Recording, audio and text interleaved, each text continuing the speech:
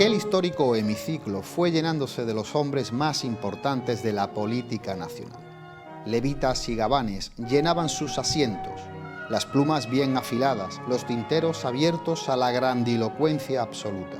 La batalla dialéctica estaba a punto de empezar. Y entre la semántica más selecta se encontraban un variopinto elenco de dignos de alabar, verbigracia de palabra pura y escogida, epigramas bien oportunos y medidos, parlamentarios de briosa elocuencia, defendían desde su atalaya sus posiciones políticas. Y contemplé de cerca a Segismundo Moret, de hermosa figura, elocuente, conocido como el orador de las damas, aquel que dijo: y sobre todo, enseñad al pueblo a ser bastante enérgico y bastante seguro de sí mismo para afrontar el peligro. No era un día de calor en las calles de Jerez, no en días de entusiasmo en las calles de Málaga, sino con serenidad, con tranquilidad, no poniendo las armas en manos de otros que nos combatirían por nosotros mismos. Aquello se vino abajo entre palmas, sesmilogía prosopopéyica. Aquel id y venid de giros y prontos, de palabra fácil y abundante, era música para los asistentes. Entonces, la figura de Posada Herrera, sofista político de circunstancias, dijo aquello de: si yo fuera hombre de violencia, si yo fuera hombre de dictadura, yo no me escondería detrás de otros para ejercer la violencia y la dictadura, sino que tendría al menos el valor de romper la Constitución con la punta de la bayoneta y arrojarla al pueblo los pedazos a la cara. Escandaloso en las gradas, pañuelos secándose el sudor, mientras otros cargaban escopetas dialécticas. Vengan, que esto se anima. Y me parece recordar a Cañamaque definiendo a don Práxedes Mateo Sagasta. Me gustó aquello de que tenía siempre abrochado el ceñido chaquet, por cuyo bolsillo exterior asomaba, blanca como el color de enemigo, la punta del pañuelo. En el momento de hablar, desabrocha el casquín como si esta leve sujeción le estorbase para la lucha de florete parlamentario que se va a descargar sobre aquel que tiene enfrente. Su mirada parece tocada de imán y una sonrisa que parece una promesa. Y allá va el torrente impetuoso que todo lo inunda y todo lo destruye. Quizás en otro momento recordaremos a don Pi Margal o a Ruiz Zorrilla o a Cánovas del Castillo o a Olozaga. Hablaremos de don Nicolás Rivero o de Estanislao Figueras. En fin, hombres, políticas y menesteres de otro tiempo. Muy buenas noches a todos. Mi nombre y quien os habla, Rafael Montaño García. Sean muy bienvenidos a Café de Levante. Y hoy en nuestro programa vamos a hablar de medicina, pero también de literatura y de arte. Y para eso se encuentra con nosotros José Luis Molano, es médico de familia. José Luis, muy buenas noches y un placer tenerte en este rinconcito de cultura de esta Baja Andalucía. Buenas noches. Oye, José Luis, eres sevillano de nacimiento, ¿verdad? Sí. Y decía el gran Antonio Gala, ¿no?, que lo malo no es que los sevillanos piensen que tienen la ciudad más bonita del mundo, sino lo peor es que pueden que tenga hasta razón. Oye, yo te preguntaría, ¿cómo definiría, José Luis, la capital hispalense, la capital sevillana artísticamente y esa Sevilla de noche que es tan bonita y tan espléndida? Yo soy muy sevillano, muy mi arma, como nos llamáis ustedes. He nacido en el casco histórico y he vivido toda mi vida precisamente hasta trasladarme a Sanlúcar.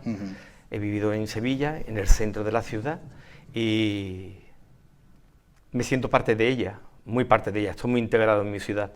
Pero yo la ciudad, todos la conocen, ¿no? Una ciudad, como tú bien has dicho, histórica, monumental, muy artística, muy bella.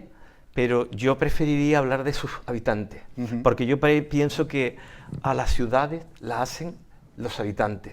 Es verdad que el entorno tan histórico, tan monumental en que nosotros nos desenvolvemos, también nos influye a nosotros. Claro. Pero sus habitantes son el alma de la ciudad.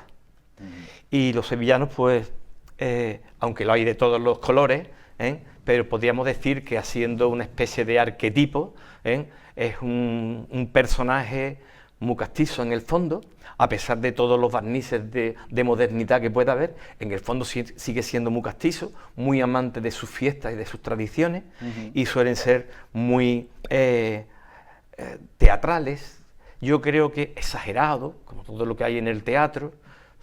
¿Por qué? Porque nuestra ciudad es una ciudad barroca por excelencia. Claro, esa es la palabra. Y el barroco nos ha recargada, impregnado nuestra esencia como seres humanos, ¿no?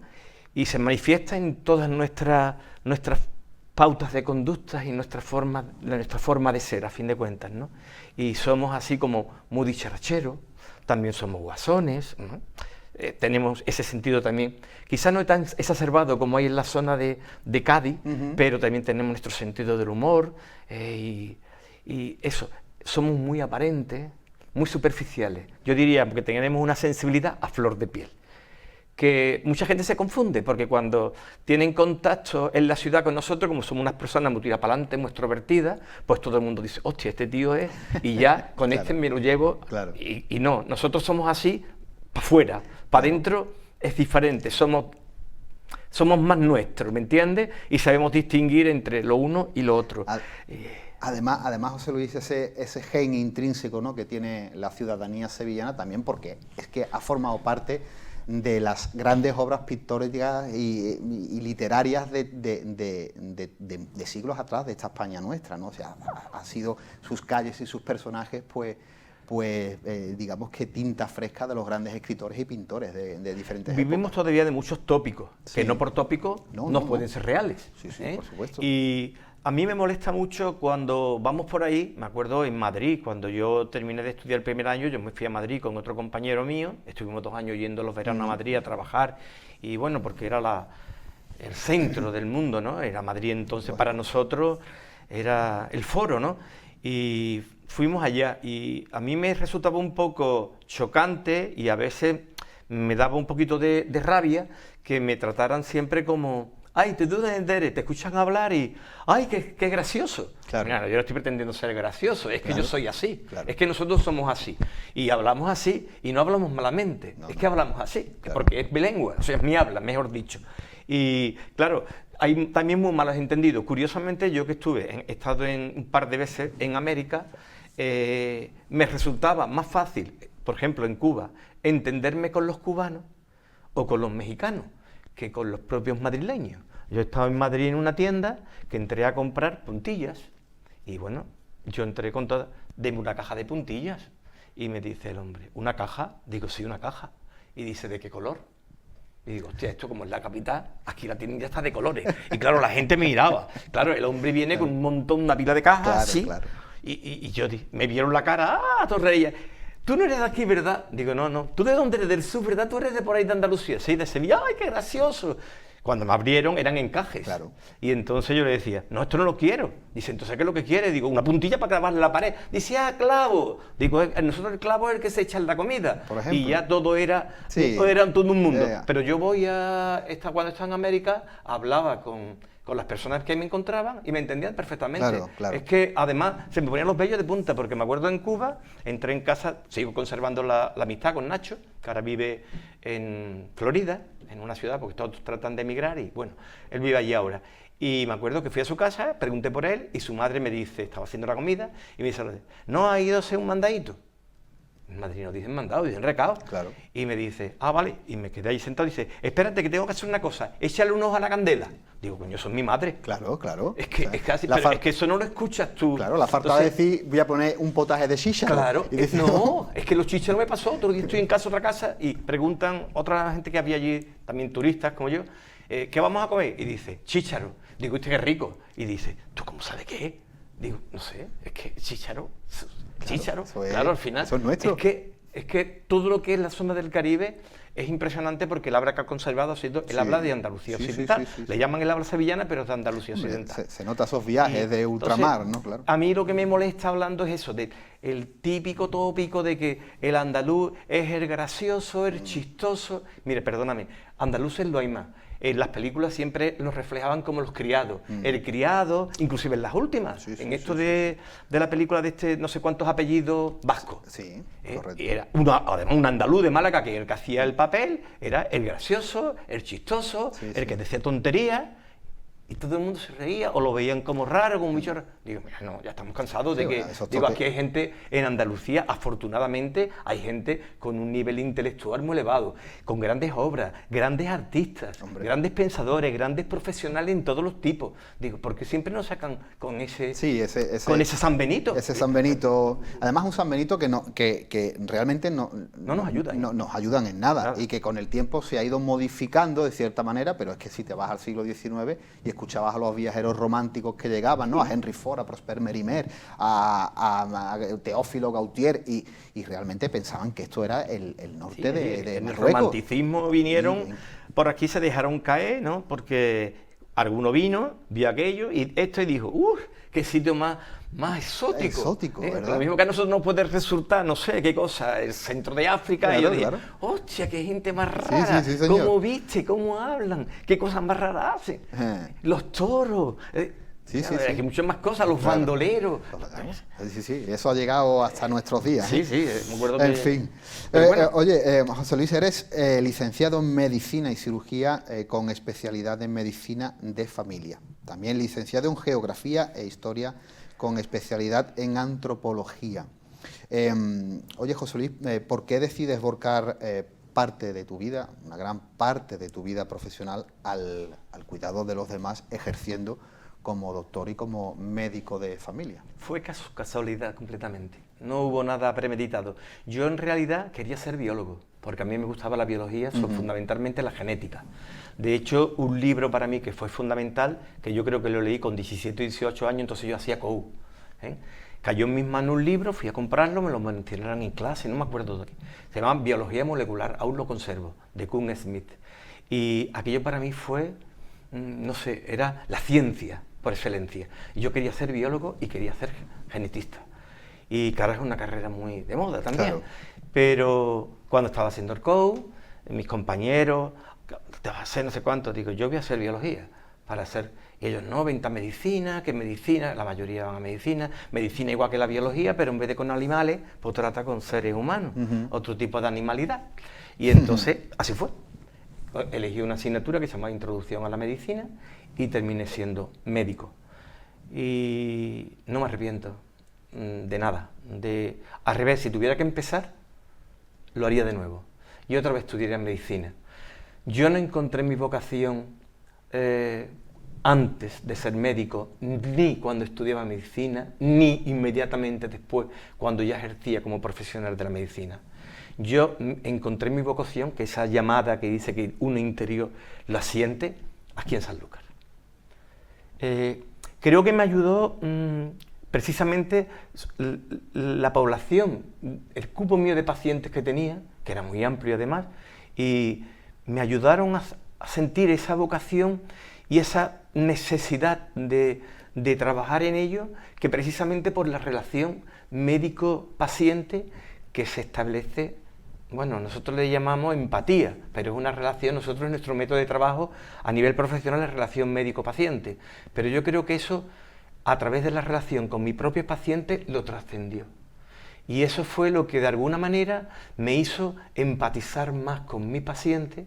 Yo siempre he tratado de hacer mis consultas un poco más pausadas, para darle más tiempo, para que respire la persona que viene, que se sienta, que pueda hablar, aunque yo hablo mucho, pero he tratado también de que ellos también hablen, de acordar con ellos. Claro, al cabo del tiempo, acaba siendo como parte de tu familia, tus pacientes. Claro. Y te lo digo de verdad de corazón. No, y para los pacientes, para mí es real. Y para los pacientes termina siendo un asidero importante donde agarrarse, porque están acostumbrados quizás a la prisa, a una atención muy... Y en el momento que alguien lo mira, lo escucha, se siente querido, se siente arropado y haces una función incluso de psicología pura y dura. No, hacemos mucha de psicólogo. Vamos, de hecho a nosotros yo me acuerdo que yo, ya en la propia carrera de medicina, en las asignaturas las tenemos preclínicas y clínicas. En los 3 últimos años tenemos las clínicas. Yo me metí de alumno interno, con todo lo que conllevaba aquello, que era no ir muchas clases y tenía que estar en el hospital atendiendo pacientes, y tuve la gran suerte de dar con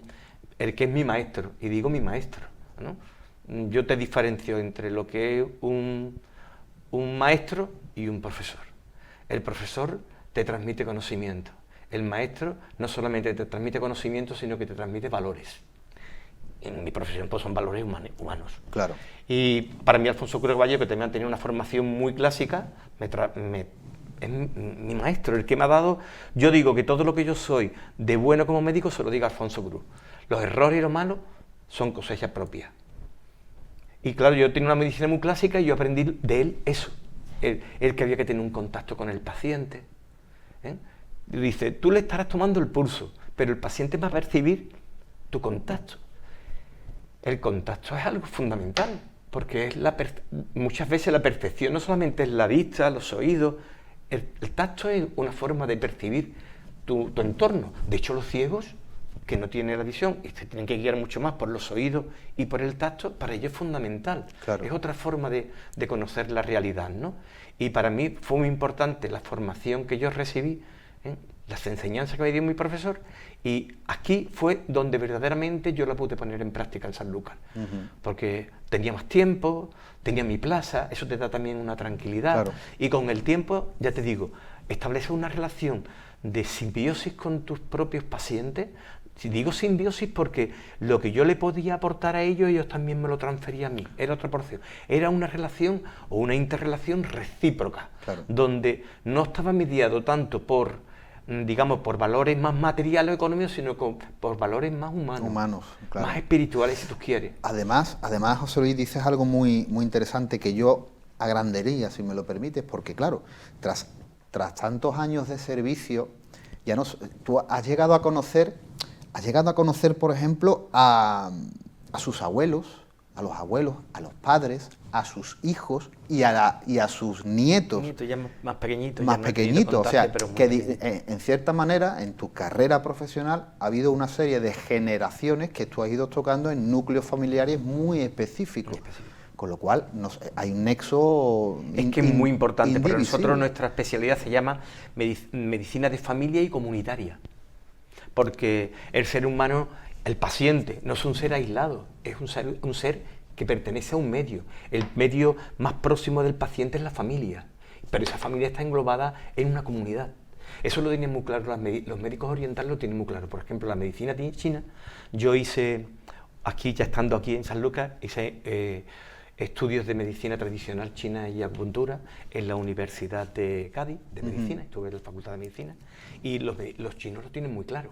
Los chinos cuando van a tratar al paciente, tratan al paciente y a la familia, porque piensa que ellos lo ven de otra manera, como nosotros, ellos lo explican según su sistema filosófico, es bastante lógico. Lo tratan, sí. Ellos dicen, hay un desorden, porque ellos lo que quieren es conservar, para ellos la enfermedad es un desequilibrio entre el yin y el yang. Entonces dice, lo tenemos que armonizar, lo tenemos que poner en equilibrio. Y como el paciente está inscrito en un medio, que es la familia, tratan a la familia y a él. Claro. Es curioso. Nosotros eso es cuando, ahora mismo, vamos, de unos años para acá, a pesar de llamarnos medicina de familia y comunitaria, es cuando más nos estamos acercando. Hacer esa medicina que nosotros llamamos, o que se llama holística, que es global. No ver al paciente simplemente como un cuerpo, ni siquiera como un cuerpo y una mente, sino verlo en otra faceta, a niveles personales, como una persona que además tiene un espíritu, un alma, lo puedes llamar como tú quieras, sí. ¿vale?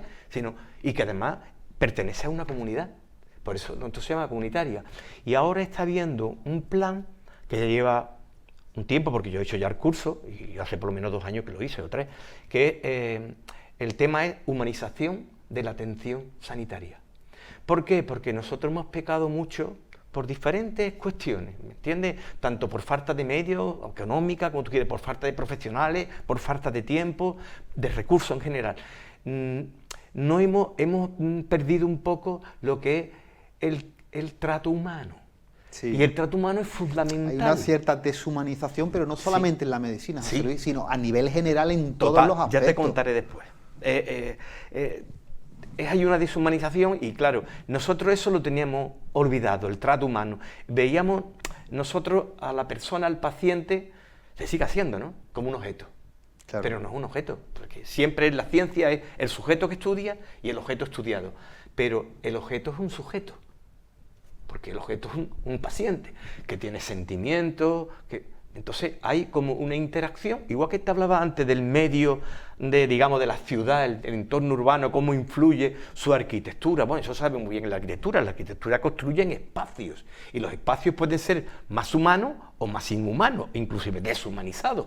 Entonces eso lo sabemos, y sabemos las casas donde vive la gente más humilde, y vemos las casas donde viven, todas tienen, a través del arte, hablaremos también, ahí se transmite unas relaciones de poder. Claro. Entonces, nosotros cuando hablamos de humanización, esto que está haciendo ahora mi empresa, que trata de llevarlo a cabo, es muy interesante porque es un volver de nuevo, es un retroceso, pero un retroceso hacia la atención sanitaria, retomando los valores humanísticos, el contacto, la escucha. Porque la escucha para nosotros, a mí me lo enseñaban, porque ya digo, yo hice una medicina muy clásica, primero con este maestro mío, que él me decía, la escucha ya empieza, escuchando ya empieza el tratamiento. Claro. Porque el paciente, ¿para qué va uno al psicólogo? Por ejemplo. O al psicoanalista, para hablar. Y el otro te pregunta, pero para hacerte que tú hables. Pero fíjate, José Luis, hasta dónde ha llegado, ¿no? Esta evolución. No sé si llamarla torpe en muchos aspectos del ser humano, que ya necesitamos incluso hasta lo más básico, que es que alguien nos escuche. Sí, sí. Algo que parece tan no sé, banal o tan básico, al final volvemos a retroceder la escalera porque necesitamos que alguien nos mire y nos diga, oye, ¿en qué puedo ayudarte? ¿Qué necesitas? El contacto, que es visual. El contacto es mucho, es visual, porque nosotros nos expresamos, aparte de cómo hablamos, los gestos, es el tacto. Para nosotros nos decían, cuando llegue el paciente, si puedes, lo recibes, le das la mano. Nosotros al final no terminamos haciéndolo porque nos va a estar todo el tiempo. Claro. Pero es fundamental, por ejemplo, que cuando están hablando un paciente y tú lo estás escuchando, tú no estés mirando la pantalla del ordenador, tío. Claro. Es verdad que ahora tú estás en el ordenador, pero si tú estás mandando a la ventana, el paciente dice, este tío no le importa nada lo que yo le estoy diciendo. Sí. Entonces, a nosotros nos enseñan unas técnicas de comunicación que además son muy básicas, y eso lo sabe mucha gente sin tener que ir a hacer un cursillo, que cuando te está hablando a alguien, mirarlo directamente para que vea que tú lo estás atendiendo. Claro. Se llama atención, claro. y que tú lo miras a sus ojos. Porque el paciente, a través de tu mirada directa, él sabe que tú estás interesado, y muchas veces tú estás pendiente de sus gestos, y ya al mismo tiempo tú estás sacando datos. Y me decían, tócalo. Si no estás en la cama como en el hospital, que tú puedes tomarle el pulso, tócalo. En el sentido, tú lo ves nervioso, tranquilo, tranquilo. Lo toca, le transmite el calor, esa sensación que da el contacto cuerpo con cuerpo, ¿no? Porque somos humanos, estamos relacionados a esos niveles, y eso el paciente lo agradece mucho, aunque él no lo vea. Y si no lo puedes hacer así, cuando tengas oportunidad, venga, te voy a tomar la atención. Hay que explorar. Yo sé que una medicina muy clásica, necesitamos tiempo para todo esto, porque la escucha necesita un tiempo, ¿vale? Pero después tiene así una historia, pero después lo tienes que explorar. No nos levantamos, todos vamos corriendo, que es que tengo la agenda llena, que es que mucha gente, que esto me atrasa. Esa velocidad que hay en toda la sociedad, a todos los niveles. Además es violenta, porque eso, la velocidad y el trato mediante la velocidad es una cosa violenta, porque hace una irrupción en lo que es la comunicación. También da muchas veces esa sensación, José Luis, de que todo está predeterminado, ¿no? De que llega un paciente y si se actúa de esa manera, da mejor la sensación de que todo está predeterminado y que según lo que te vaya diciendo tú ya sabes qué es lo que tiene y que es muy fácil, eso, ¿no? Te lo comento muy fácil porque era otro ejemplo que me ponían a mí. Yo soy muy de ejemplo y de refranes. Ese ejemplo, ellos me decían a mí, este profesor mío me decía, cuando tú tienes un cadáver y una caja, entonces el cadáver lo tenemos que introducir en la caja y vemos que no cabe, porque la caja es chica. Dice, normalmente lo que hacemos nosotros en la relación médico-paciente es cortarle los pies al cadáver, en vez de hacerle la cama más grande. Es decir, lo que tú decías, cuando entra el paciente, como tenemos prisa, y muchas veces se nos nota que tenemos mucha prisa, lo que queremos es que te vayas pronto, y no me agobies, coño, pues soy tu trabajo, pues lo que hacemos es que ya tenemos casi confeccionado. Antes empiezas a hablar y antes de escucharte ya tenemos el diagnóstico, ya lo tenemos todo, y entonces estamos introduciendo, cortándole los pies al paciente para que quepa en la caja de conocimiento, de diagnóstico que nosotros tenemos prefabricado. Exactamente. Claro.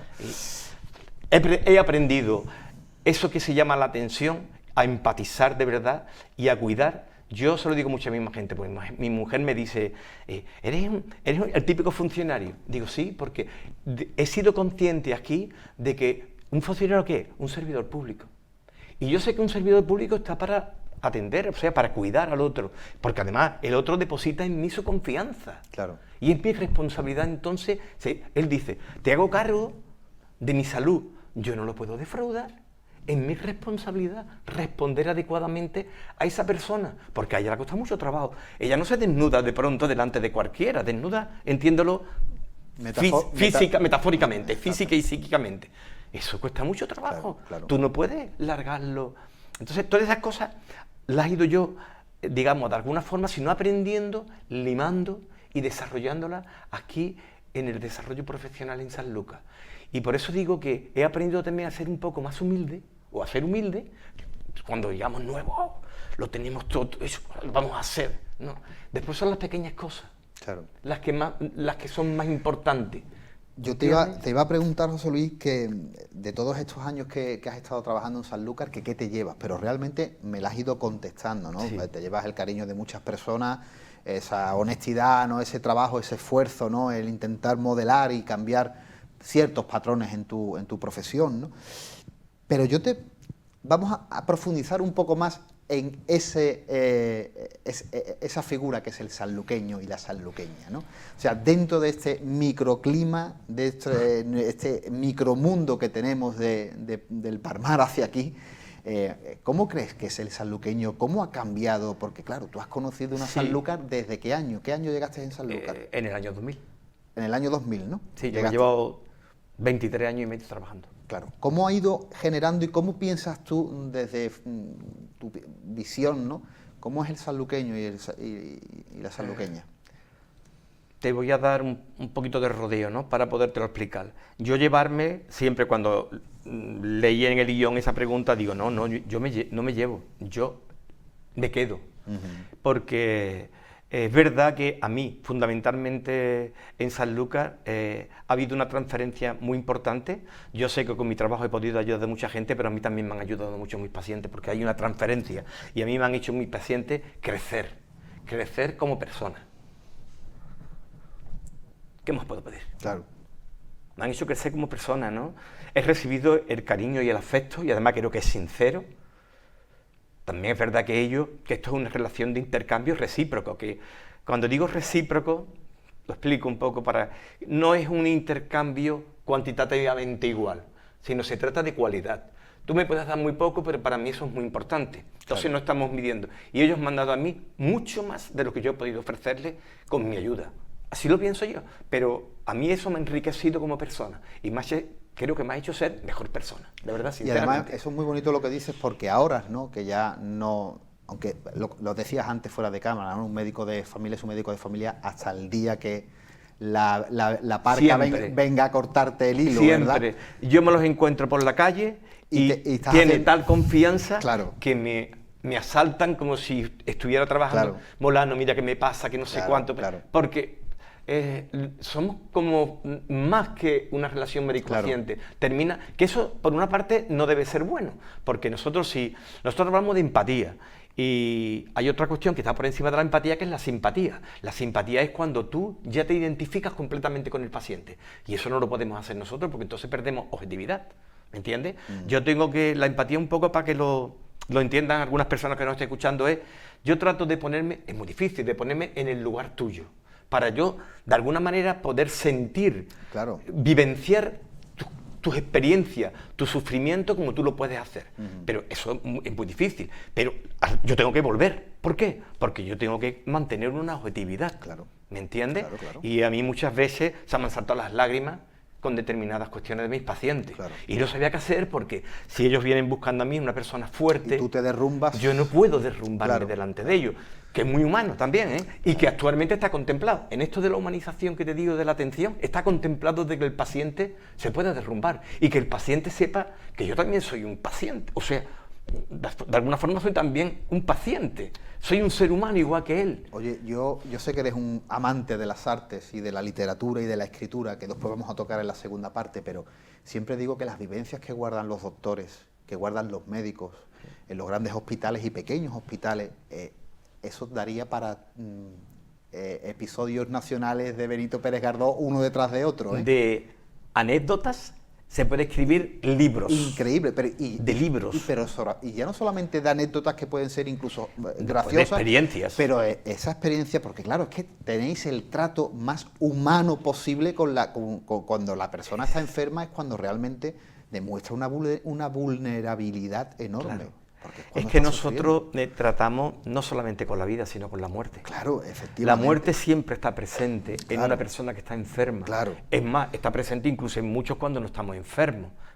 Muchas veces lo que pasa es que tratamos de distraernos mediante, porque no vamos tanto el tiempo pensando, mira que tengo una vida finita y me voy a morir en cualquier momento, porque eso sería ya un trastorno obsesivo compulsivo. No sabemos qué hacer, pero está ahí, ¿no? Y en nuestras sociedades actuales se trata de ocultar la muerte. Son los mitos que te venden de la ciencia, porque la ciencia también tiene sus mitos, sus supersticiones, y nos están vendiendo el mito de la eterna juventud, claro. De que si no inmortales, pero vamos a durar. No, ahora no queremos ver una mentira. carabela, ni el símbolo de la muerte, ni la palabra muerte, cuando hace 100 años, hace 100 años, la muerte convivía diariamente con las personas. Y claro. Los niños se morían, y las personas se morían. Una cosa muy sencilla, ahora se muere alguien y no vemos ni el cadáver. Lo saca en una bolsita, como pasó con mi madre, lo baja para que nadie lo vea, lo meten en una furgoneta, ya no hay coche de muerto para que nadie se entere que es un coche de muerto, ¿no? Sí, un coche funerario, lo llevan, lo maquillan, y entonces la muerte ha desaparecido, pero está presente, pero la han hecho desaparecer. Dicen alguien que vamos a ser siempre, nos vamos a morir jóvenes. ¿Por qué? Porque estamos todos preocupados por mantener que no tenga arrugas, una belleza entre comillas, y que se parezca lo más posible a la juventud, porque además nosotros mismos nos miramos en el espejo. A mí me ha pasado, yo me miro en el espejo cuando he sido más mayor y digo, coño, ¿quién es ese tío? Claro. Hombre, también la sociedad empieza a ponerle muchas trabas digamos que falta, ¿no?, a las personas mayores, ¿no? Como si ellos no fueran, claro. Como si esa sociedad no llegara a ser mayor. En el momento que tú empiezas a ponerle esas trampas, ¿no?, o a hacer a la sociedad ver que ser mayor es algo que no gusta, claro. Empiezan los complejos y te ves a señoras, con todos los respetos, con mucha edad, con grandes protuberancias, y dije, tú, me parece muy bien, porque si eres feliz te parece bien, pero ahí hay como un pequeño juego que no termina de ser demasiado normal. No, es un poco eso, a lo que volvemos a lo que estamos hablando, los mitos que hay dentro de la ciencia, las propias supersticiones, la farmacología que utilizamos para todo. Antes se trataba a alguien cuando estaba enfermo, pero hoy te tratamos desde antes de nacer. Sí, claro.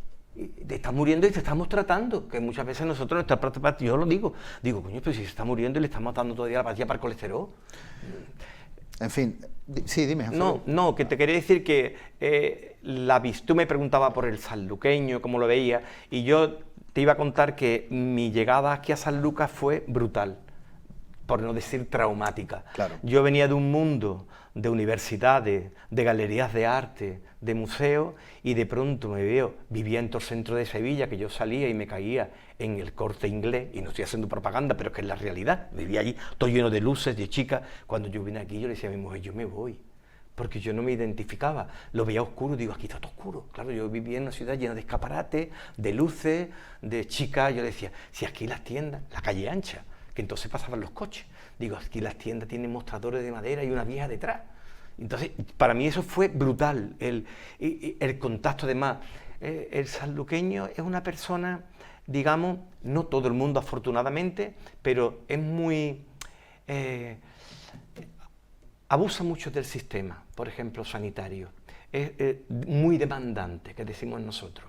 Pero además, demanda con muchos cojones. Son muy prepotentes. Y entonces eso, verá, a los profesionales al principio nos echa para atrás, pero todavía todo eso, nosotros nos dicen que tenemos que transmitir una educación sanitaria, pero cuando ves que te agreden, hombre, y ha estado, era día a día, las agresiones. Cuando yo llegué, yo te lo juro por Dios, en Sevilla, nunca, y no te miento, había recibido una agresión. Podía haber tenido una discrepancia con un paciente, pero todo dentro de un trato civilizado, ¿me entiendes? Sí, de una cordialidad. Pero a mí me han tirado las cosas de la mesa, me han agarrado por aquí, me han sacado una baja, he tenido que correr. Pero a mí, ya compañeros míos, lo saben todos. Lo que pasa que antes, inclusive mi empresa nos tenía a esos niveles, nos protegía. Después ya como hubo tanta demanda y empezaron a sacar leyes, normativas, ya empezaron a poner los guardajurados, los botones antipánicos, pero nosotros es que estamos encerrados en una mesa y a mí me sacaba un tío que venía, mándame esto. ¿Cómo? ¿Tranquimacín? No. Sí, mándamelo. Que no. Es que yo sí te lo doy, tú lo sabes. Que no te lo mando, que esto no está indicado, para revés, todo lo contrario. Y me sacan a la baja. Claro. Y es así. Dice, si no me lo manda, digo, no, tranquilo, te lo mando.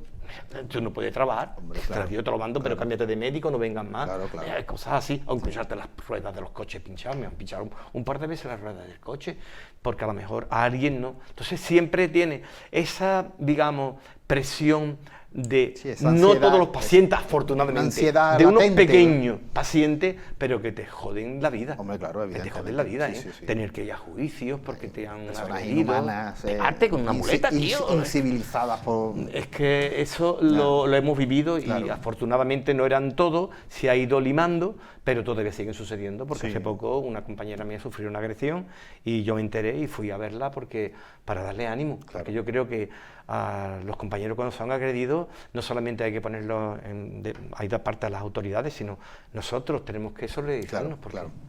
Oye, José Luis, vamos a pasar unos momentos a publicidad y seguimos hablando. Nos queda un montón.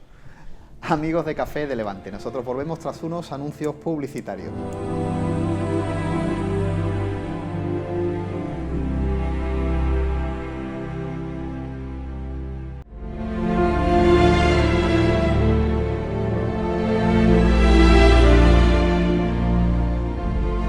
Amigos de Café de Levante, amigos de Costa Noroeste Televisión, seguimos hablando con José Luis Molano, médico de familia, que nos estás contando un poquito de esas experiencias de tu llegada a Sanlúcar. Pero hay un tema, José Luis, que a mí me gustaría tocar, porque yo sé que es un tema que todos nos vamos a sentir una cierta empatía porque lo hemos vivido, ¿no? Como ha sido la pandemia, ¿verdad?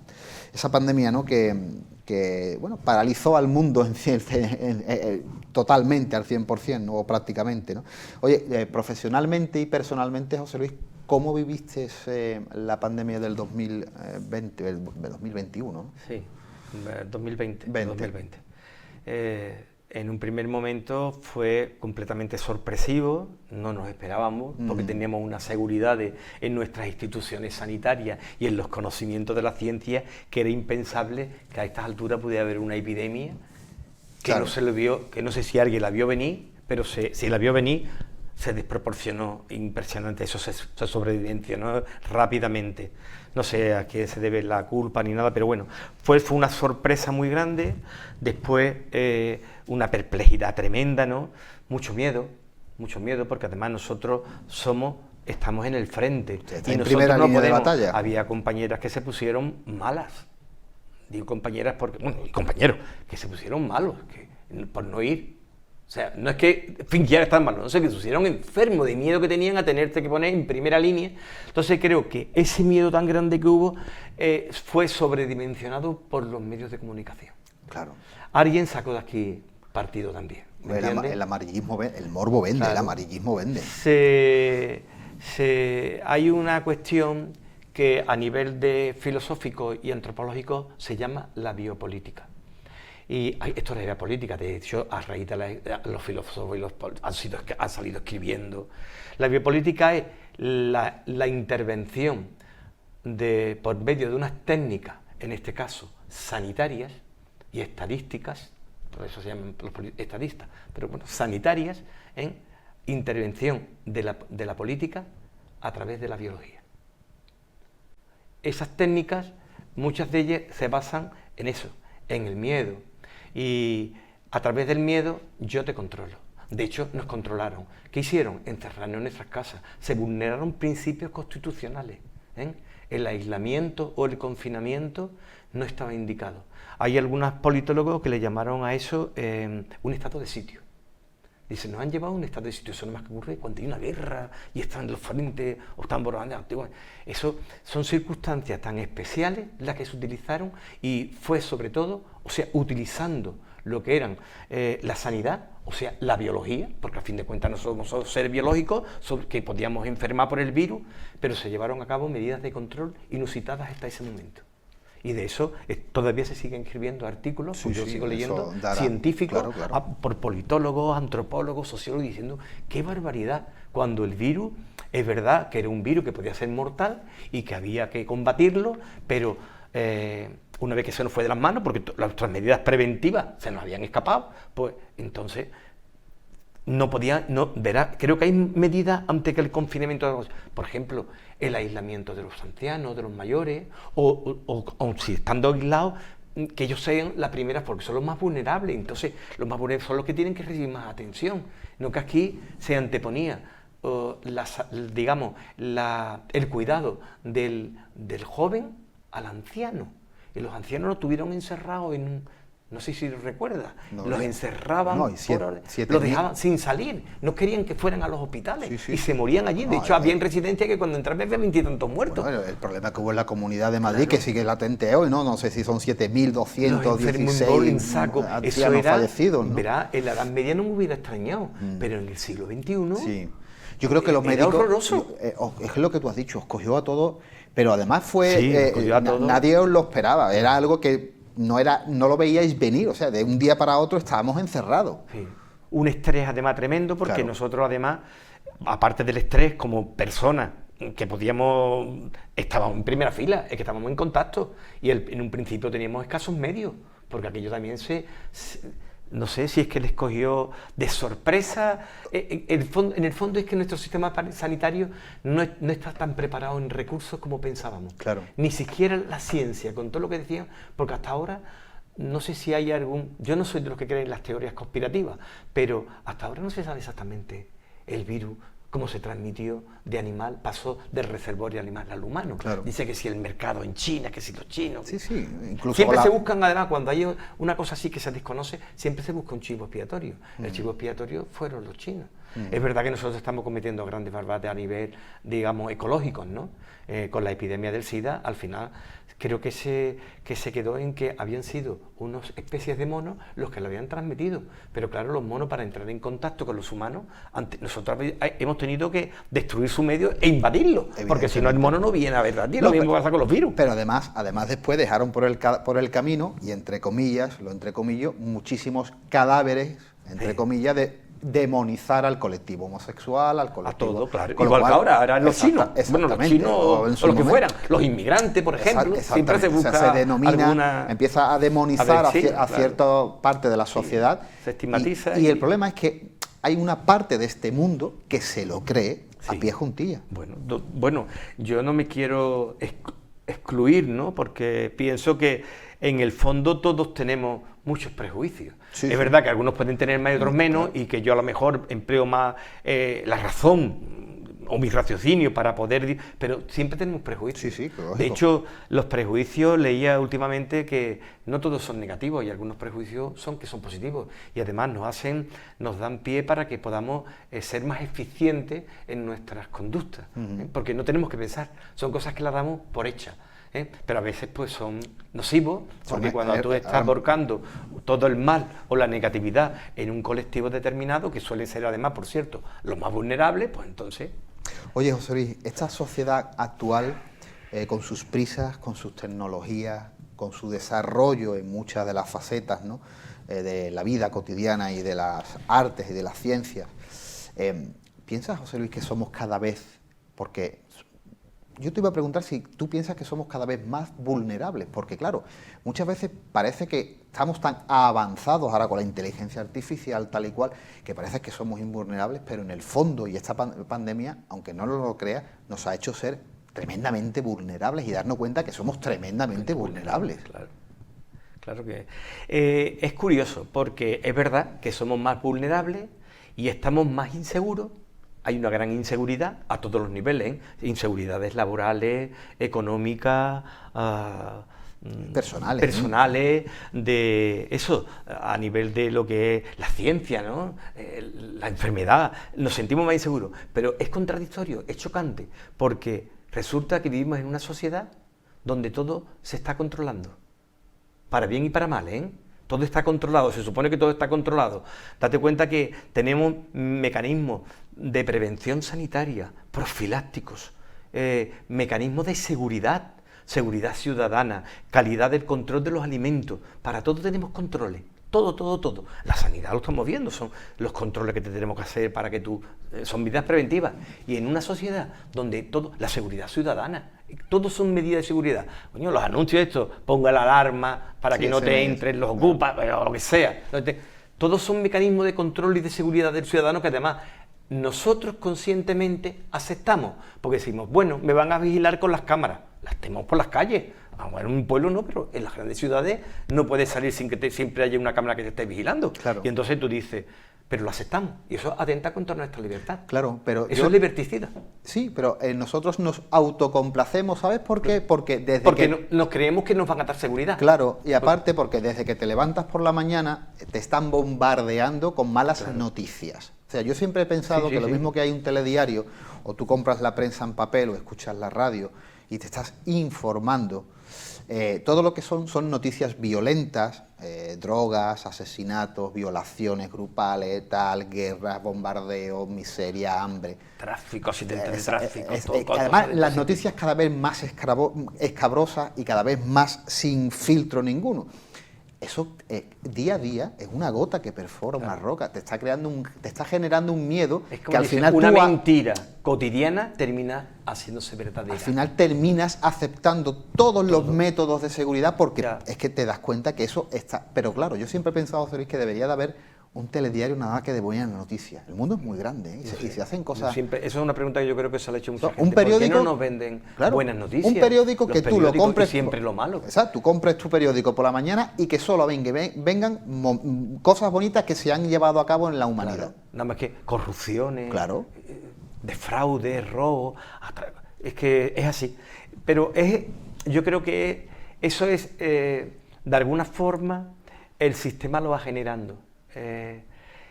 Y estamos en una sociedad, ya te digo, cada vez somos menos libres, porque la libertad esa que ella nos vende es una falsa libertad, es una pseudo libertad. No somos libres, estamos controlados a todos los niveles. Cada vez estamos más condicionados en nuestras pautas de conducta, porque todos son normativas, prohibiciones. Entonces estamos como, nos van estableciendo como el laberinto o el camino por donde tenemos que circular. Eso no es libertad, eso se llama liberticidio. Claro. Entonces, eso va con el orden de los tiempos. Leí hace poco, nosotros estamos en una era ahora que se llama el antropoceno. El antropoceno es, antes para el pleistoceno, todas esas cosas. Ahora el antropoceno porque es la edad del hombre, pero del hombre que casi es ya el hombre no humano, sino el poshumano. Eso está ahora, eso lo estamos viviendo día a día. Hay una serie muy bonita que vi el otro día, la leí en un libro de filosofía, yo estudio mucho filosofía, me gusta, y vi una conferencia, una charla, una videoconferencia que hablaban de los sistemas de control actuales. Entonces, al final me hablaban de una película que se llamaba Years and Years, Años y Años. Es una serie de 6 capítulos, los vi, y es una familia londinense, y te digo igual, abuelos, padres, hijos, y ya los otros que están haciendo más pequeños. Y hablan de lo mismo que estamos viviendo.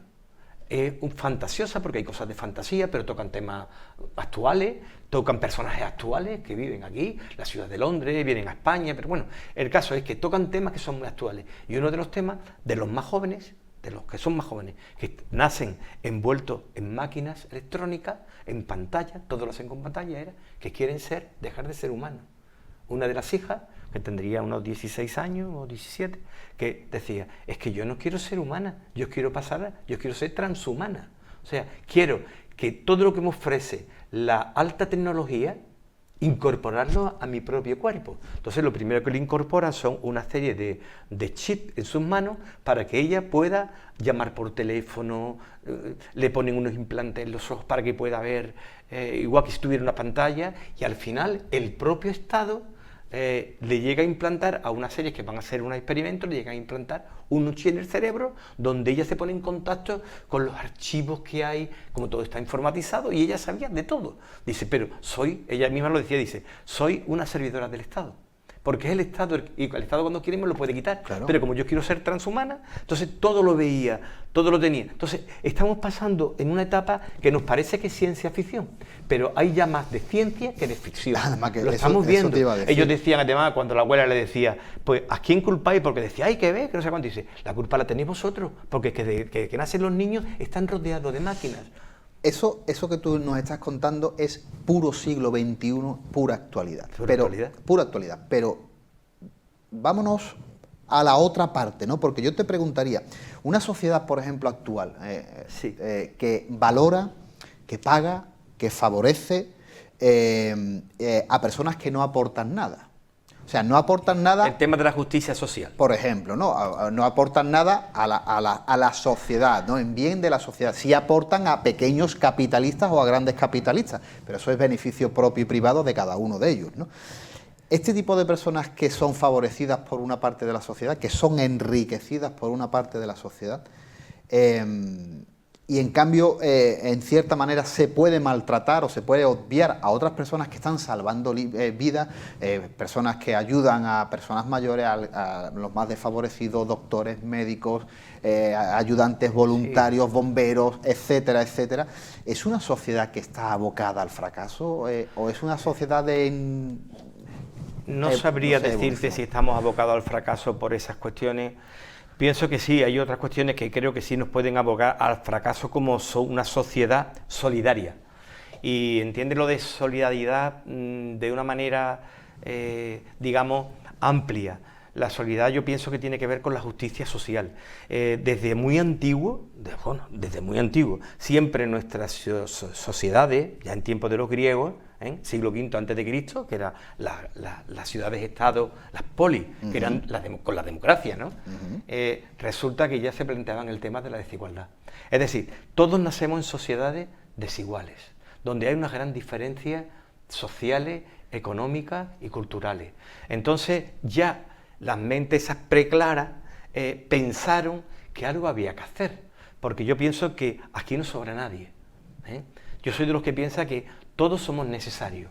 Entonces, que cada uno puede aportar lo que pueda aportar, pero al nacer una sociedad son desiguales, entonces ellos se planteaban la historia de la justicia social como tendría que ser. Y eso se ha mantenido a través de todos los grandes pensadores, de Rawls hasta nuestros días, casi todos, cada uno con su línea ideológica, pero todos piensan que la justicia social, por un sencillo motivo egoísta, para mantener la paz social, porque si no, habría revueltas, revoluciones, Entonces, había que mantener. Entonces, ellos siguen, por lo menos yo cuando leía a los clásicos griegos, ellos hablaban de 3 principios a aplicar en la justicia social. Uno era el principio de la necesidad. ¿Tú qué necesitas? Otro era el principio de lo que es necesario para ti, para sobrevivir, para subsistir. Otro es, ¿qué necesitas, qué aportas tú a la sociedad? ¿Cómo contribuye tú a la sociedad? Eso también hay que tenerlo en cuenta. Y otro era lo de los méritos. Eso lo hizo Aristóteles y se ha mantenido hasta prácticamente Raúl, que ya estableció otra serie de puntos, de principios diferentes. Él hablaba más por ejemplo, Raúl hablaba más de la igualdad, de la libertad, de la igualdad y de la equidad. Entonces, se parece a lo de los griegos, pero no a los griegos clásicos, pero no exactamente, porque la equidad es dar a cada uno, no a todos lo mismo, claro, sino a dar a cada uno según sus necesidades y según sus contribuciones, sus méritos, porque ¿no? Nunca se puede olvidar que hay personas que están contribuyendo, y es lo que tú decías, y no se las tiene muy en cuenta. Entonces, yo creo que sí, que hay que mantener una justicia social, aunque simplemente sea por mantener una armonía, una paz social. Yo soy de las personas que piensan que con el diálogo se pueden solucionar muchas cosas. Oye, hemos abierto un melón interesante, ¿no? Una tajada como es la filosofía, ¿no? La filosofía y la medicina, que en líneas generales para muchas personas podrían parecer términos antagónicos, ¿no? Pero realmente juegan un papel, un paralelismo en la vida que una no funcionarían las dos disciplinas si no estuvieran unidas, ¿no? Lo que es filosofía y medicina. Primero porque la filosofía proporciona una serie de instrumentos, ¿verdad? El médico necesita del pensar filosófico para el razonamiento crítico y profesional de sus balances, ¿no?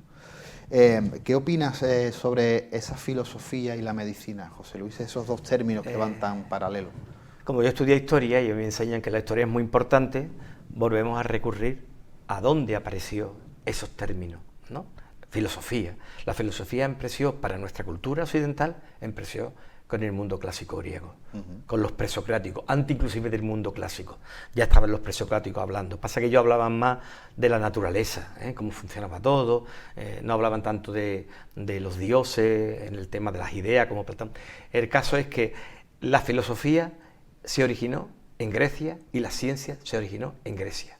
Y hasta el siglo XVIII no hubo separación entre filosofía y ciencia. ¿Por qué?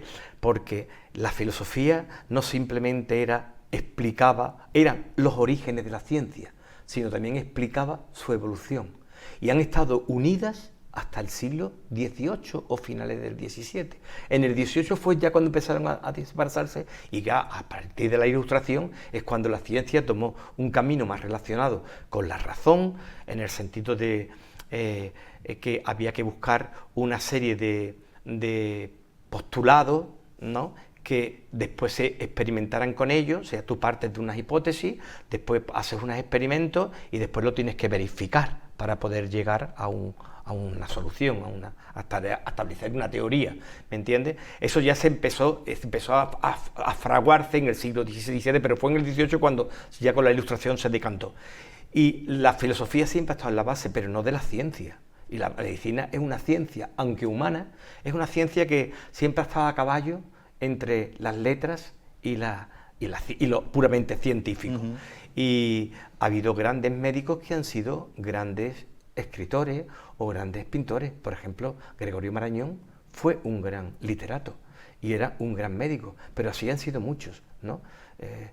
Ese que van a caballo, como la medicina es una cosa que toca muchos temas humanistas y tiene muchos fondos de filosofía, pero es que la ciencia tiene un fondo de filosofía total. Claro. Tú, cuando hablas de la ciencia es porque dices, no, ahí sí están los grandes dogmáticos, que les llamamos cientificistas, porque lo tratan todo al extremo, que todos lo quieren explicar, pero no, después se está viendo de que dentro de la ciencia no hay un método solamente científico, hay multitud de métodos científicos. En mi propia profesión nosotros nos guiamos por algo que se llama la medicina basada en la evidencia, y la medicina basada en la evidencia cambia cada unos cuantos años. Hacen un conjunto de estudios, después hacen un metaanálisis es que cogen todos los estudios que se han hecho en torno a un tema particular, por ejemplo, el colesterol y la relación con el infarto de miocardio, por ejemplo, lo hacen y hacen estudios estadísticos con esos metaanálisis, y entonces lo que sale de ahí, las conclusiones que sacan de ahí, las aplican. Dice, esto es medicina basada en la evidencia. Es verdad que está basada en la evidencia, pero no nos dicen que la evidencia cambia cada X tiempo. Con la inteligencia artificial. Claro, pero lo estamos viendo, o sea, los postulados teóricos, ahora nos movemos por por un fondo médico, o sea, un postulado teórico que es explicarlo todo a través de la inflamación.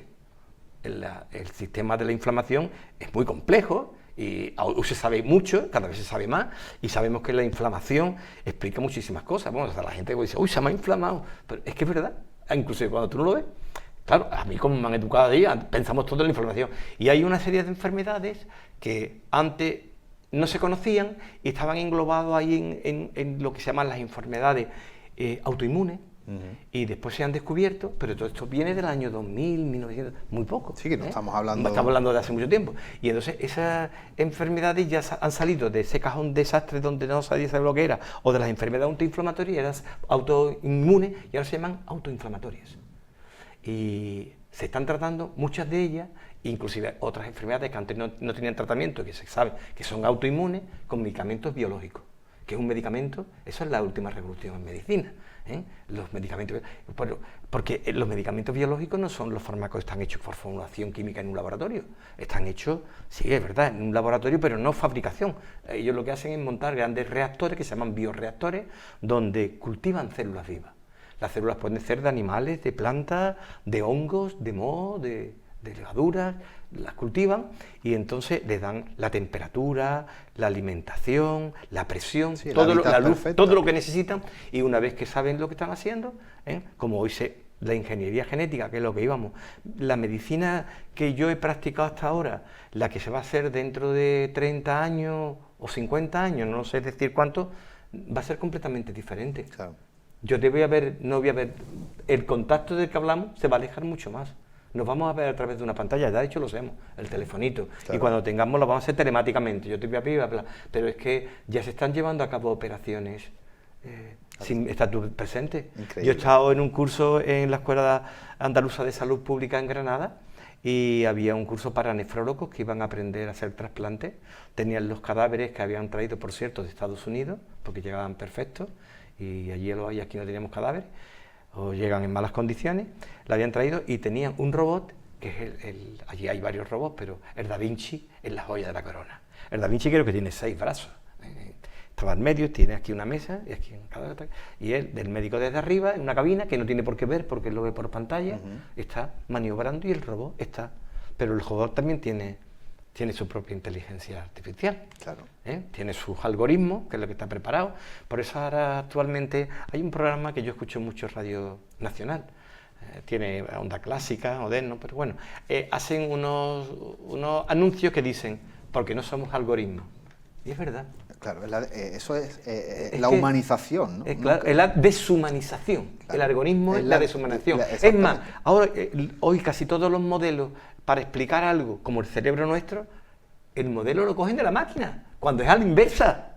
O sea, hoy te dicen, no, es que funcionamos como computadora. No, perdóname. Ellos han sacado de la computadora y guiándose un poco en cómo ellos piensan que es el sistema nervioso, lo han tratado de sacar. Nunca van a conseguirlo. Por mucha inteligencia artificial, ahora la general esta, que es lo último, no lo van a conseguir nunca.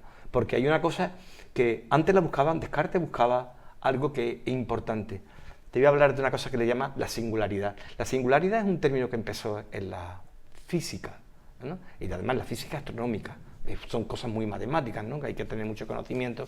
Pero a fin de cuentas la singularidad es cuando hay una frontera, por ejemplo en un agujero negro, hay una frontera que a partir de ahí nosotros desconocemos qué es lo que ocurre. No sabemos nada. Ahí somos ignorantes completamente. Sin sabemos que lo que hay en esa frontera, para afuera, es las reglas o las leyes, digamos, que conocemos actualmente a nivel astrofísico. Pero a partir de ahí ocurre que algo cambia completamente y ya no sabemos qué. Ellos nos ponen el ejemplo de que si un cuerpo llegara a esa frontera, empezaría a elongarse, a estirarse hasta el infinito. ¿Por qué? Porque ahí todos los que son los principios básicos de nuestra ciencia ya desaparecen. No tienen explicación, los desconocemos. Sabemos que hay algo raro, pero no sabemos lo que es. Pero sabemos que no tiene nada que ver con lo nuestro. A esa frontera se llama singularidad. Yo pienso, como algunos filósofos, y algunos no filósofos también, antropólogos, que nosotros somos una singularidad.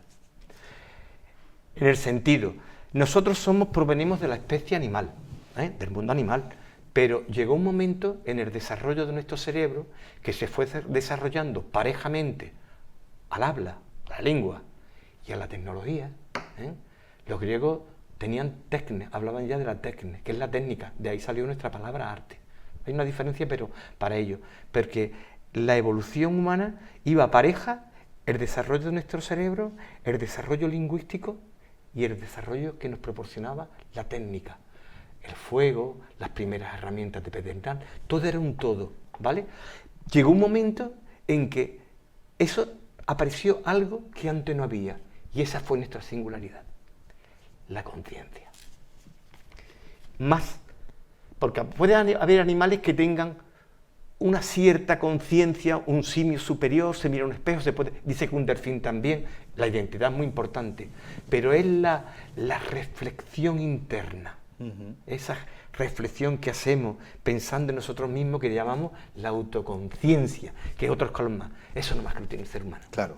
Y la poesía, el arte y todo lo que tú quieras, no más que lo sea un ser humano. Y el sentimiento. Un animal, Claro. Eso, la compasión, la bondad, el crear las religiones, el culto, eso no más que lo puede hacer un ser humano. Claro. No hay todavía ningún animal que lo haya hecho. Y eso no se puede explicar con una computadora, ni nunca lo podrá hacer. Y esperemos Descartes buscaba dónde estaba la conciencia, y él creía en el cerebro, y la quería localizar en la glándula pineal, equivocadamente.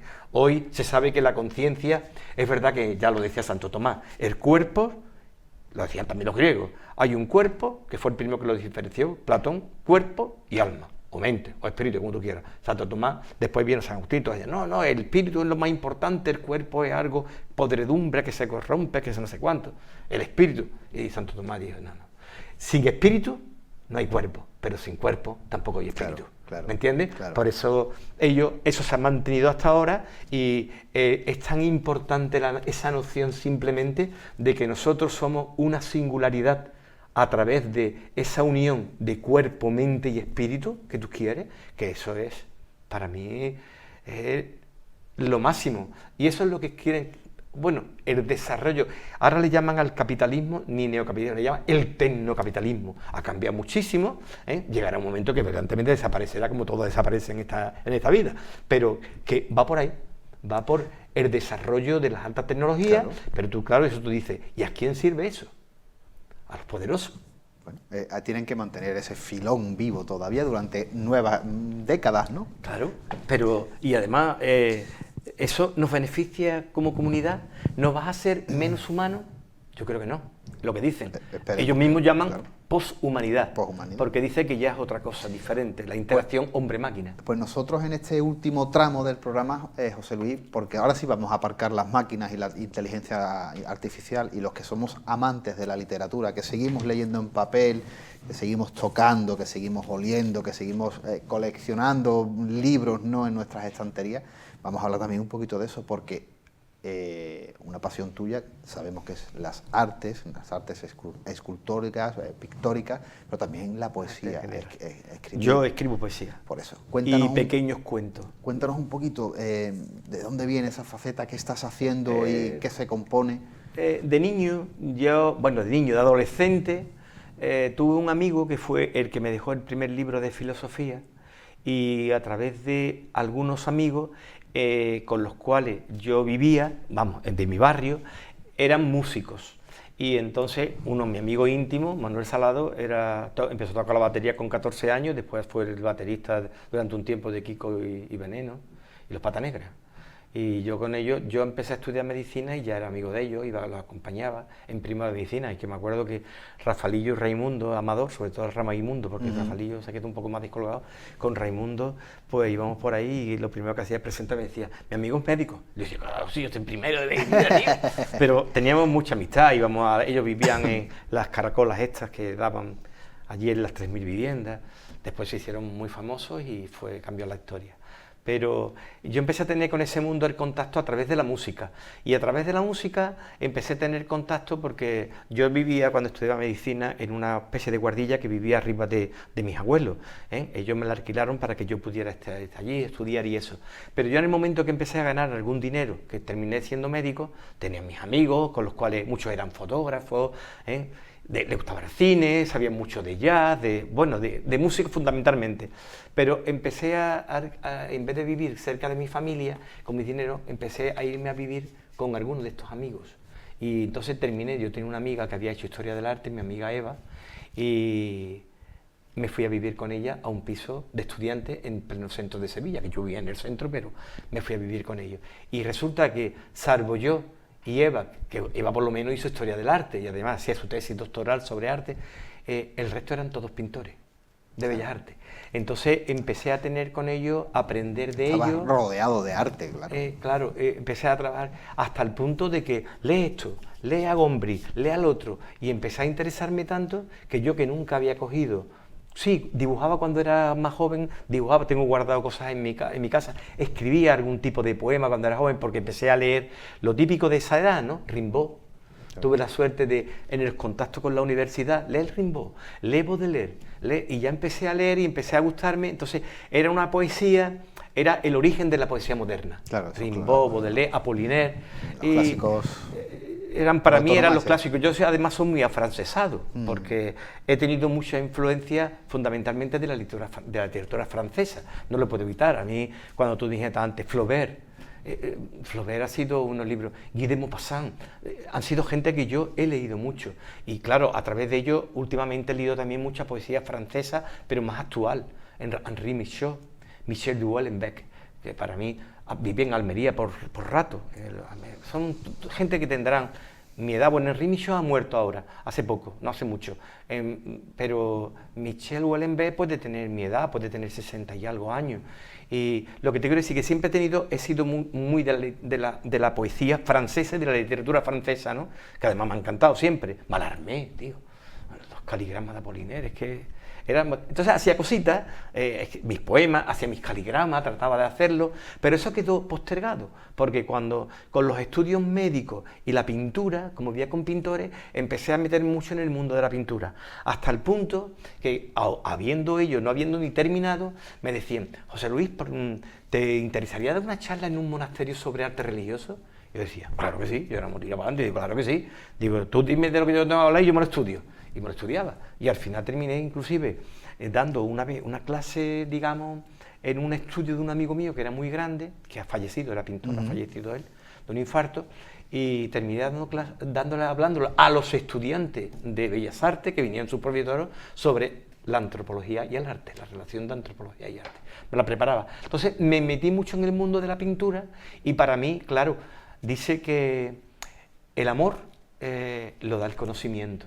Entonces, conforme vas conociendo más las cosas, no simplemente te vuelve más conocedor, digamos, en términos intelectuales, sino te vuelve también más apasionado. Claro. Porque ya la pintura es un medio de expresión, claro, como todas las artes. Y eso ya empiezas tú a captar cómo la expresión a nivel de los materiales, del color, de la luz, lleva la textura, llega a transmitirte cosas. Pero además cuando me estabas hablando, ¿no?, de ese piso céntrico en tu juventud, en el centro de Sevilla, rodeado de personas que amaban el jazz. En Santa Catalina. El jazz, la pintura, la literatura, la poesía. Me ha transportado a ese, por ejemplo, ese Madrid cosmopolita de los años 20, ¿verdad? O a esa Francia, ¿no?, de finales del 19 o comienzo, la belle época, ¿no?, que se le decía, ¿verdad? Claro. Date cuenta que también cogimos una época muy bonita, porque nosotros éramos muchachos en los 80. Claro. Y los 80 fue un revulsivo, una explosión, con la movida de Madrid, pero la movida de Madrid era la movida de Sevilla, del otro. Claro, y entonces, la verdad también eran pintores con los que yo andaba, que eran pintores que leían mucho. Uno de ellos, que para mí ha sido mi gran amigo y tengo cosas de él y eso, ahora trabaja para la Galería Marlborough en Madrid, aunque quería estar en Sevilla, pero se trasladó al Madrid y le da Almería además. Abraham Lacalle. Ha habido una exposición hace mucho de 3 o 4 autores, creo, en una galería que creo que se llamaba Dieta o algo de eso, estaba en Sevilla hasta antes de, creo que era de la Semana Santa, o de la feria, estuvo puesto en el muelle de Nueva York. Y estuvo ahí puesta y había obras de él. Oye, decía José Luis, o en este caso decía, ¿no?, pero la obra de Cervantes, que la podemos entender como parte del ADN, ¿no?, de la literatura por excelencia nacional, ¿no?, incluso internacional, americana, americanista, y decía el hidalgo Don Quijote que todos somos realmente hijos de una palabra huida o escrita, ¿verdad? Y esa frase a mí, cuando yo la escuché, que se la escuché a mi buen amigo César Jurado, que la exponía, ¿no?, en nuestras tertulias, y es verdad, todos somos realmente hijos, ¿no?, de una palabra huida o escrita, ¿no? Y además esa palabra te marca y va a marcar muchas veces la existencia de las personas, ¿no? Con lo cual yo creo que la literatura sigue siendo un vehículo transmisor de sensaciones, de pasiones, de pensamientos que sigue transformando la humanidad. No sé qué opinas sobre eso. Evidentemente. Yo a través también de un amigo mío, que también por cierto falleció también de un tumor, Arturo, tengo que decir su nombre, lo mismo que dije antes, Abraham, Arturo, conocí a Borges, y a mí Borges me ha encantado, Jorge Luis Borges. Jorge Luis Borges dice cosas que son muy filosóficas y son muy... Jorge Luis Borges es de los típicos sabios, de los pocos que pueden quedar, sabios, sabía creo que en 8 o 9 lenguas diferentes, tíos que trataban todo, estudiaba... el sistema chino, era de todo. Y sus libros tienen siempre sus cuentos, porque él odiaba, no odiaba, no es la palabra, pero rechazaba escribir grandes volúmenes. Él decía que eso era aburrir al lector con tantas descripciones. Entonces yo también soy muy aficionado, porque posiblemente por él, ¿no?, y por otros que he leído después, era del relato corto, del cuento. Pero sus cuentos tienen una gran sustancia. son muy sustanciosos, a niveles de todos los niveles. Tiene un cuento, el Aleph, el Inmortal, trata todos estos temas que estamos viendo, él los ve desde otro punto de vista, y para mí eso es algo que aprendí de él. Él decía, no son tan importantes los escritores como los lectores, porque hasta que el escritor escribe un libro, pero hasta que el lector no le da vida, es algo muerto. Claro. Y entonces él decía, me interesan más los lectores que los escritores, siendo un escritor. No es que lo rechazara, porque si no hay un libro. Y entonces él decía que existe una hipertextualidad. Es decir, en nuestros libros, o en los libros, nos comunicamos unos con otros. Leo un libro de la época clásica, leo un libro actual de ciencia ficción, la novela del Quijote, el que sea, a Shakespeare, su obra de teatro, los dramas, pero todo es como una conversación que estamos manteniendo a través del tiempo, aquí y ahora. Entonces él decía, cuando tú lees un texto, en ese texto ya hay un mundo literario, porque esa persona que lo ha escrito está influenciada por otro, o sea, tiene unos antecedentes. Entonces él hablaba de la hipertextualidad. Él decía, los lectores son hipertextuales, porque ellos reciben de todo. Para mí la lectura es una comunicación. O sea, pero así, muchas veces me dice mi mujer, ¿estás leyendo y te caes dentro? Y digo, es verdad, me he caído dentro. Porque yo cuando me concentro en algo, me caigo dentro. Digo, estoy viviendo lo que él me está contando, lo estoy sintiendo. Y digo como decía Lautréamont, que era un poeta francés, escribía en francés, pero nació en Argentina porque su padre era diplomático, y a mí me gustó mucho los cantos de Maldoror y de Lautréamont. Y él ahí decía, en un momento decía, ahora mismo, querido lector, lo único que nos separa a mí y a ti de tener un contacto es esta fina hoja de papel. Eso me marcó, claro. Me lo quedó aquí. Él te va introduciendo, claro, un texto te va introduciendo, pero llega ese momento que tú lo tienes tan cerca, y él se murió en el siglo XIX, y lo tienes tan cerca que él dice, lo único que nos separa para que podamos tocarnos es esta fina hoja de papel. Qué bonito, qué manera tan bonita de empatizar con el lector y hacerlo tuyo, para siempre. Bueno, pero es que lo que dice Borges, hacer lo mío, él utiliza las técnicas literarias, claro. Pero yo soy el que estoy vivenciando y dándole vida a ese libro, claro. Y a través de eso contestando con él. Por eso me gusta Borges. Hay una película que creo que se llamaba Fahrenheit, el número no me acuerdo, 200 con arte banda, es muy bonita, una ciencia, es futurista, aunque estaba hecha en los años 70 o por ahí, que donde los bomberos no apagan fuego, sino que meten fuego. Es contradictorio. ¿Y a qué meten fuego? A los libros. Los libros, hay un sistema social donde viven en un bienestar total, pero son acríticos, no quieren que piensen. Nosotros lo damos todo. El televisor es interactivo y ellos te dicen por el televisor cómo hacen, ay, ahora ya era el programa tal, y se sentaban todos, un poco también como 1984, que para el televisor no lo viera, Orwell, se metían detrás del televisor en la pantalla, pues lo mismo. Y entonces, pues, había gente que guardaba, escondía libros, entonces eran delincuentes. Entonces, los bomberos eran la policía para perseguir a los que defraudaban el sistema, porque si tú lees un libro, entonces decías, ¿para qué vais a leer? Claro. El libro os va a hacer sufrir, si ya sois felices. Aldous Huxley, El mundo feliz de Aldous Huxley. Magnífico. ¿Para qué vaya? Si lo tenéis todo, os damos lo que necesitáis. Tenemos hasta el Soma, que era una droga para que todos fuéramos felices. Era como ahora, es obligatorio ser feliz. Sí. En medicina lo vemos. Tenemos cada vez medicinas más potentes para el dolor, los opiáceos, todos los derivados del opio, para que no tengamos dolor. Antes la gente vivía con el dolor. Ahora no soportamos nada, tenemos un umbral bajísimo para el dolor. Y el dolor ha tenido, no quiero decir que la gente tenga que sufrir, ¿no? Pero no es mi trabajo. Además, yo he estado metido, porque me interesan mucho siempre los cuidados paliativos, pero creo que algo de dolor tenemos que ver, porque sin el dolor no podemos saber lo que es la satisfacción, el bienestar, la felicidad. Cuando tú sufres y pasa porque nuestra vida es alternativa.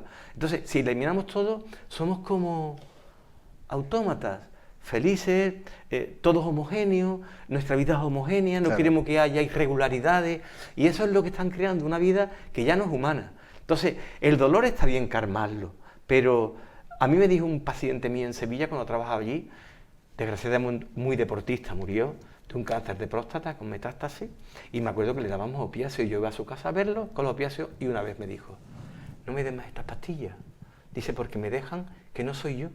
Claro. Dice, no sufro dolor, dice, pero no me puedo comunicar, y yo quiero disfrutar los días que me queden para estar con mi familia, con mis hijos, con mi mujer. Aprovechar y esto me deja sentido, dormido, tirado, relajado, con una felicidad que no es felicidad. ¿Qué es lo que? Es como los muertos vivientes. Muchos libros comparan al estado actual que tenemos todos. Somos como muertos vivientes, claro. Además somos zombies. Claro. Ahí están las películas de los zombies. Bueno, lo que Son has muertos comentado, a mí vivientes. me ha recordado el show de Truman, ¿no? Es todo como algo bastante ficticio, ¿no? Y además no queremos sufrir, ya no queremos tener tristeza, queremos que nuestra vida sea tremendamente alegre y bella, pero no... Casi una obligación. Sí, pero Ser además, feliz, ahora. además te digo una cosa, las grandes obras literarias, pictóricas, escultóricas, creativas, la mayoría han salido de la frustración, del miedo, del coraje y de la tristeza.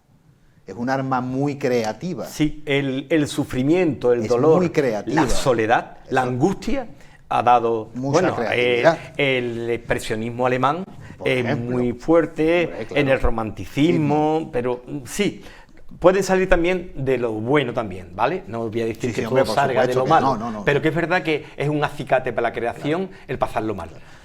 Bueno, José Luis, nos quedamos sin tiempo, sé que se nos ha quedado cosas en el tintero, y con lo cual aprovecharía para que nos viésemos en otra ocasión aquí en Café de Levante, toquemos un poquito más la filosofía, toquemos un poquito más las artes y otros temas más de lo humano y lo divino que salgan a la palestra, ¿te parece? Como tú quieras. Pues ha sido un verdadero placer, amigo, tenerte aquí conmigo y que compartieses este ratito de cultura. Para mí también ha sido un placer. Bueno, pues amigos de Café de Levante, por mi parte os deseo a todos muy buenas noches y un saludo de este que os habla un tal montañés.